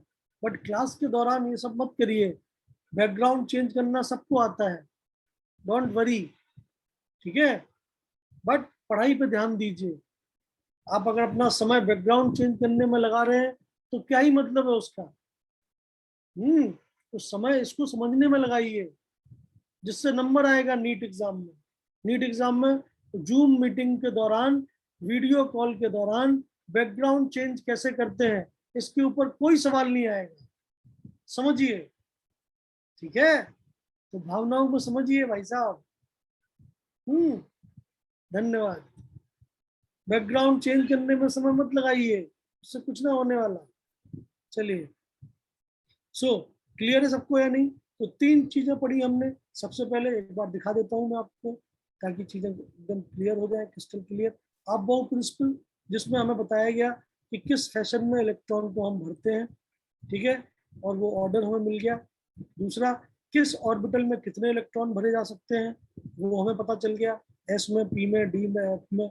तीसरा, किस फैशन में हम इलेक्ट्रॉन को ऑर्बिटल के अंदर भरते हैं अगर हमारी ऑर्बिटल फुली फिल्ड नहीं है तो। वो ये, तो ये बात खत्म हो जाती है। तो इतनी बात है आपके पास। किसी को कोई भी दिक्कत है समझने में तो बताए, नहीं है तो अब आप इलेक्ट्रॉनिक कॉन्फ़िगरेशन बिल्कुल लिख सकते हैं। With all the details. चलिए, तो आप कुछ क्वेश्चन ही में सॉल्व करने हैं। तो मान लेते हैं क्वेश्चन है। क्वेश्चन क्या है? Right the electronic configuration. पुराना वाला नहीं चलेगा, नया वाला लिखना है। इन ऑफ फॉलोइंग, ये पार्ट कार्बन का ही लिखिए। चलिए, एटॉमिक नंबर 6 है। मैं एटॉमिक नंबर सबके बता रहा हूँ आपको। अगले चैप्टर के बाद एटॉमिक नंबर भी आपको खुद से याद रखने पड़ेंगे पीरियड टेबल में, ठीक है। इसके बाद neon 10, potassium 15, sorry potassium, phosphorus 15, chlorine 17, calcium 20, कम से कम 36 तक तो एकदम याद होना चाहिए। Titanium 22, manganese 25,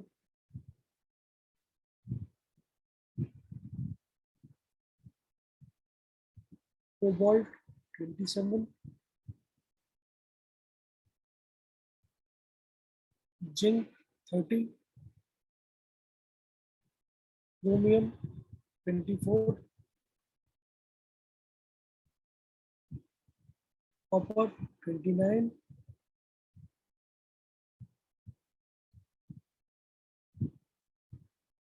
germanium 32,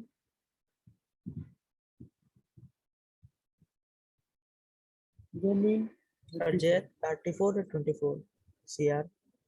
24।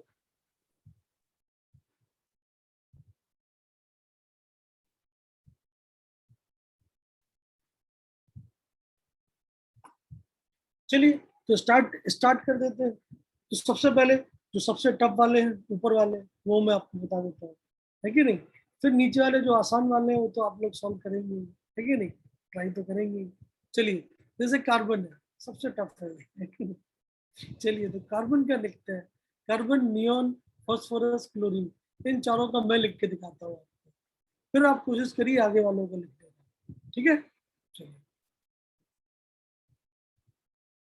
ए पहला है कार्बन, तो स्टार्ट हो जाइए। कार्बन 6 इलेक्ट्रॉन है आपके पास, आपको इसे भरना है एस पर अबव प्रिंसिपल। सबसे पहले किसको भरेंगे? 1s। 1s पूरा भर जाएगा क्या? बिल्कुल। 1s में कितनी लिमिट है? 2। मेरे पास 6 इलेक्ट्रॉन है, 2 यहाँ भर गए। फिर 2s, 2 इसमें भर गए, 4।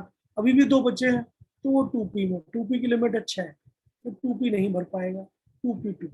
दिस इज योर आंसर, ठीक है।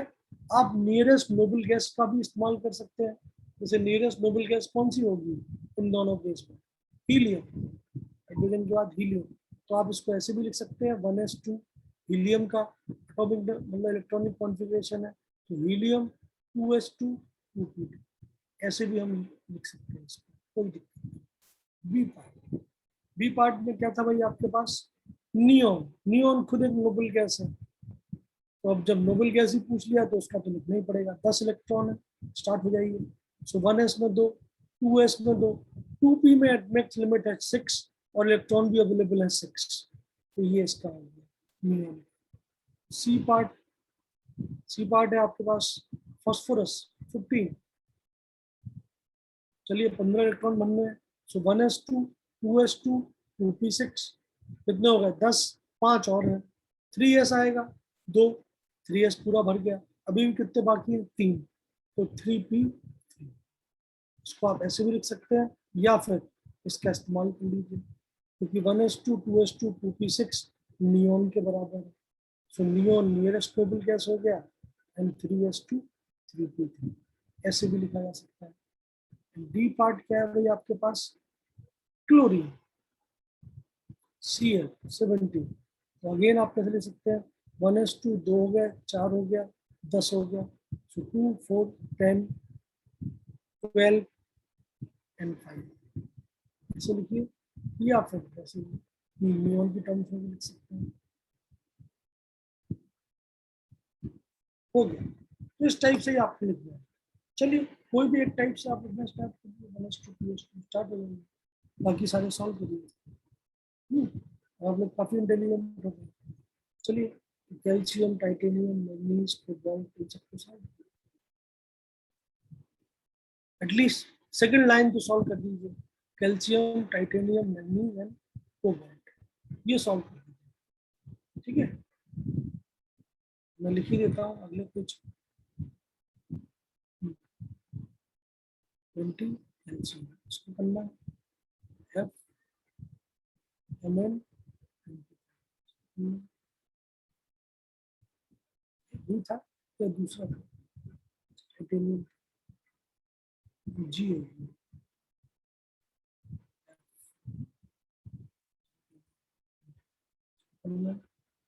ई एफ जी एच का था।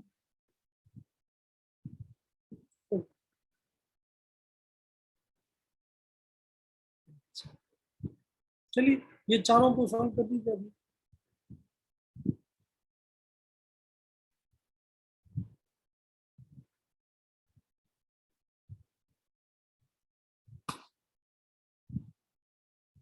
स्टार्ट हो जाएगी, आपको मिलते हैं 5 मिनट। उसके बाद मैं बता दूंगा। इसके बाद जो बचेंगे, बाकी की जो 2 लाइनें बची हैं, वो आपके लिए होमवर्क है, वो आप लोग करते हैं।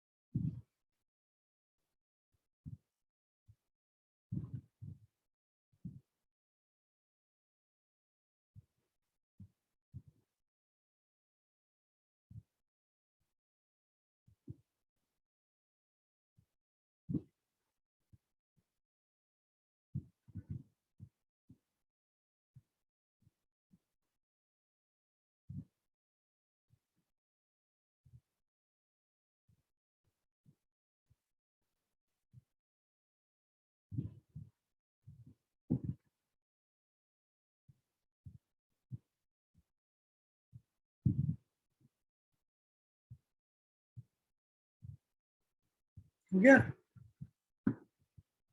हम्म,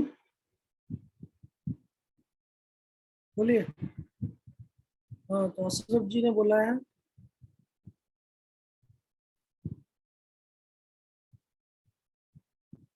ऐसे रूल तो आप बना ही सकते हो, 2n² एन, ठीक है, नंबर ऑफ ब्लॉक 12+1, ये तो आप बना सकते हो। ठीक है, कितने होते हैं एग्जैक्टली वो तो मैंने आपको निकाल के दिखा दिया, इतने ही आपको याद करना है, तो अलग से रूल बनाने की क्या ही जरूरत है फिर भी। ठीक है, कैल्शियम के लिए आपने लिखा है 1s2 2s2 2p6 3s2 3p6, ये तो गलत है, ये कैल्शियम, ये तो टोटल इलेक्ट्रॉन 18 ही है, चेक करिए, 2 4 10, ठीक है, अभी अभी ठीक है, रहमानुल जी का ठीक है, Ar4h2, ठीक है, वेरी गुड। चलिए, तो कैल्शियम के लिए देखते हैं, टोटल इलेक्ट्रॉन कितने हैं, 20 इलेक्ट्रॉन को भरिए, तो 1s2 2s2 2p6 3s2 3p6, अभी कितने हुए हैं, 18, काउंट कर लीजिए, 2 + 2 4, 4 + 6 10, 10 + 2 12, 12 + 6 18, इसके बाद आएगा 4s2, इसी को आप ऐसे भी लिख सकते हैं Ar, क्योंकि आर्गन गैस है, ये तब पूरा Ar के बराबर है, एंड देन 4s2। ठीक है, Mn के लिए देख लेते हैं, Mn के लिए आएगा 1s2 2s2 2p6, तो पूरा भर दीजिए, 3s2 3p6 18 हो गया, 18 के बाद 4s2 20 हो गया, और 5 और इलेक्ट्रॉन, तो 3d5, यही है। टाइटेनियम के लिए जैसे कि हम लिख सकते हैं क्या, Ar 4s2 3d5। टाइटेनियम के लिए भी same to same, 1s2 2s2 2p6 3s2 3p6 4s2 3d2, जैसे को हम लिख सकते हैं Ar 4s2 3d। कोबाल्ट के लिए कर दीजिए, so 1s2 2s2 2p6 3s2 3p6 18 4s2 20 3d7 27, या उसी को हम लिख सकते हैं Ar nearest noble gas 3p6 तक, then 4s2 and 3d7। कर पाएंगे या नहीं, बोलिए, होगा? यस सर, होगा। तो बाकी जो रिमेनिंग है वो भी आप लोग सॉल्व करके और अगली क्लास में दिखाइए, ठीक है, वेरी गुड।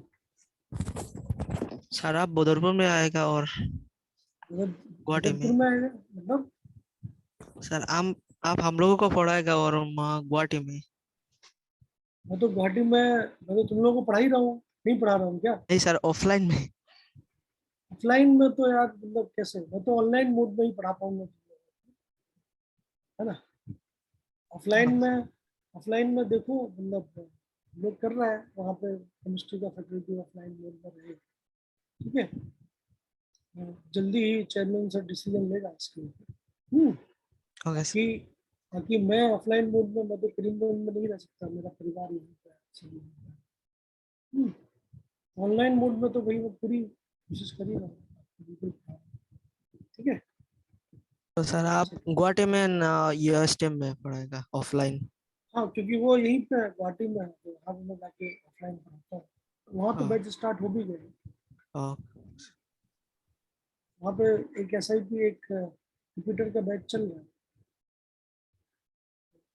वहाँ पे हम गुवाहाटी में लोग पढ़ाते क्लास, हैं। सर गुवाहाटी में क्लास 11 का बैच है। हाँ, SIP का एक बैच है, और एक तुम्हारा जो कहते हैं रिपीटर का बैच है, 2 बैच है, कम ही है उसमें, 15-20 लोग ही SIP। चलिए, कोई बात नहीं, बट गुवाहाटी में मतलब मेरी अगर बात की है तो मैं ऑफलाइन मोड में तो नहीं आ पाऊंगा, लेकिन हाँ बीच बीच में अगर जैसे कभी 2 महीने 2 महीने में एक आध बार आया तो ऐसे हो सकता है, बट रेगुलर तुम बोलोगे डेली के डेली क्लास, ऑफलाइन मोड में नहीं, ऑनलाइन में हो सकता है, बट ऑफलाइन में तो पॉसिबिलिटी नहीं।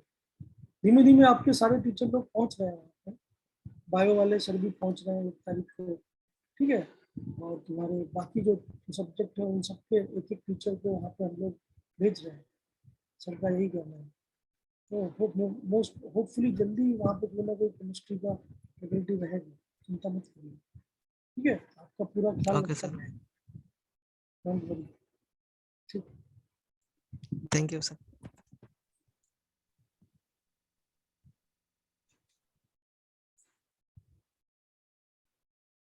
चलिए बाय बाय, ठीक है। ये मैं आपको नोट्स भेज रहा हूँ।